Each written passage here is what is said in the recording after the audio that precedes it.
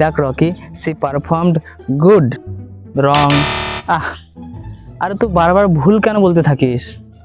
ও তো ভালো পারফর্ম করেছে, ও পারফর্ম ভালো করেছে, কিন্তু তুই তো ইংরেজিটা ভুল বললি, তাই না? ভুল? আবার কি ভুল বললাম আমি? তুই বললি সি পারফর্ম গুড, তোকে এই গুডের জায়গায় ওয়েল বলা উচিত ছিল। কিন্তু ভালোর ইংরেজি তো গুড হয়, তাই না? ভালোর ইংরেজি গুডও হয়, আবার ওয়েলও হয়। তাহলে গুড আর ওয়েল এই দুটোর মধ্যে পার্থক্য কি আছে?